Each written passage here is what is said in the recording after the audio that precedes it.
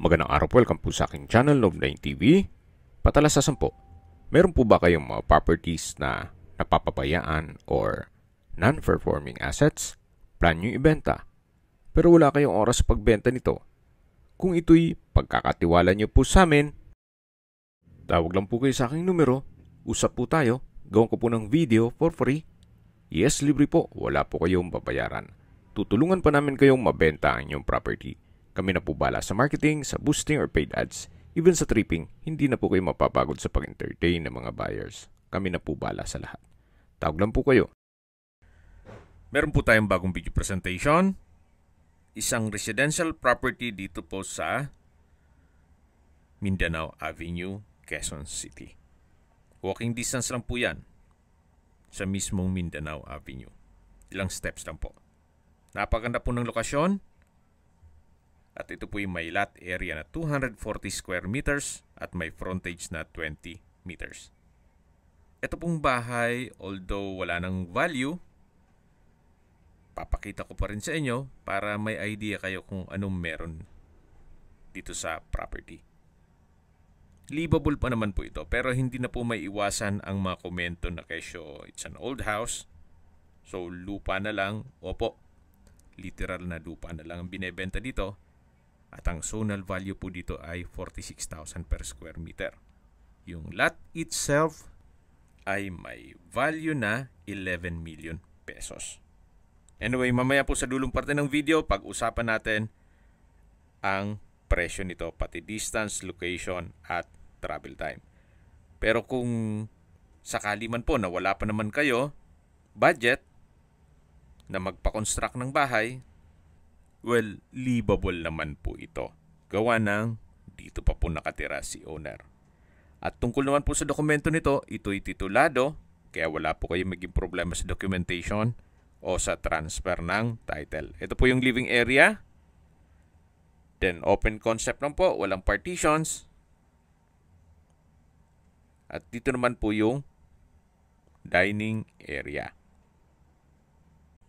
Meron pong steel window sa dulo, sa likod ng display cabinet. Then meron pong access door naman papunta sa kitchen. Ito po yung hallway papunta sa mga kwarto. Mamaya check natin yan.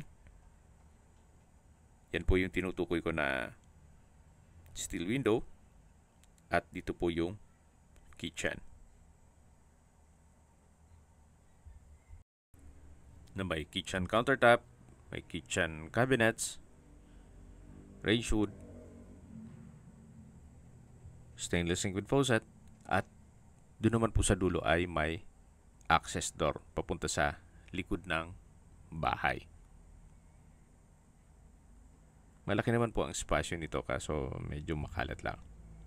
Anyway, ito po yung kitchen, then dito naman po yung dining area, at matatanaw naman natin yung living area.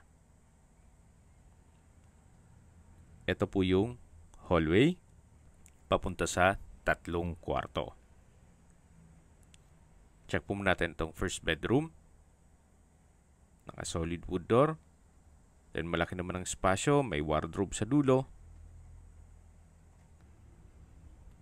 At meron din po itong sariling toilet and bath.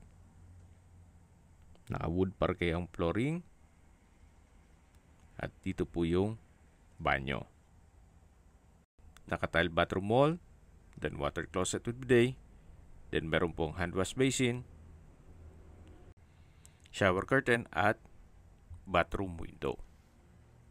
Ito po yung toilet and bath dito sa master bedroom. Labas na po tayo. Naka-solid wood door. Then dito naman po yung hallway papunta sa 2 kwarto. Then meron din pong common toilet and bath. Hindi na po maiwasan yung mga komento na kesyo luma na yung bahay. Gaya po nang nasabi ko sa first part ng video, si owner is selling this property as lot only. Pinakita ko lang po sa inyo kung anong meron dito sa loob ng bahay na kung saan ito'y livable pa naman. Nasa inyo naman po yan kung gusto nyong ipa-demolish, then tayuan nyo ng bagong townhouse o bahay, then i-resale nyo. Ang pinag-uusapan po natin dito ay yung location ng property. Napakaganda po, napakalapit po sa lahat. At habang naglilibot po tayo, pag-usapan na natin ang distance, location at travel time. Mula po sa Cherry or SM, ang distance is 1 kilometer. Actually, pwedeng lakarin. 1 kilometer lang po mula po sa SM, Cherry, at ang travel time is 4 minutes. Malapit din po ito sa SM North EDSA at Trinoma, pati sa SNR membership shopping. Ang distance is 2.5 kilometers at ang travel time is 8 minutes. Mula naman po sa Veterans Memorial Medical Center, ang distance is 2.9 kilometers at ang travel time is 10 minutes.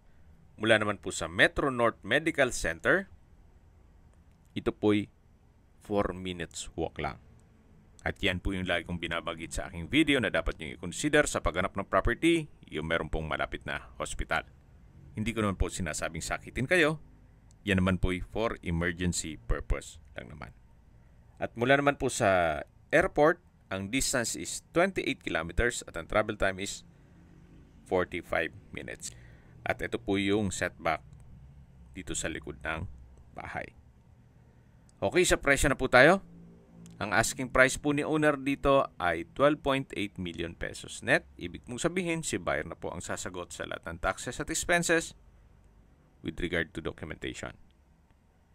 Again, si owner is selling this property as lot only.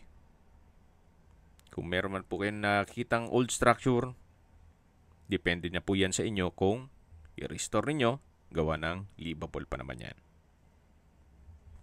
Kung may ibang katanungan po kayo, tawag lang po kayo sa aking numero. At sa mga kababayan naman natin nasa ibang bansa, meron po akong WhatsApp, Viber, at Telegram. Same number lang po, 0917-316-3399. Sa mga nagtatanong naman po ng aming Facebook, meron po aming Facebook page na Nov9TV at Facebook Real Video. Meron din pong TikTok at Instagram. May ibang YouTube channel po kami, the Nov9TV channel, Nov9TV Listings, Nov9TV On The Spot, Nov9TV Updates. Sana po naibigyan nyo ang video presentation. Paki-like and subscribe na lang po sa aking channel para ma-update din po kayo sa aking future listings. Kung sakali po hanap nyo yung mas malaking sukat ng lupa, meron din po kami ibang listings na pwede nyong pagpilian. Huwag po kayong mag-atubiling tumawag sa amin. Then, let us know your budget para malaman namin kung anong property pwede naming ilog sa inyo. Sa lahat pong viewers, subscriber at nagtiwala po sa amin, salamat po sa suporta. Ingat po kayo lagi at yung pamilya. Maraming salamat po.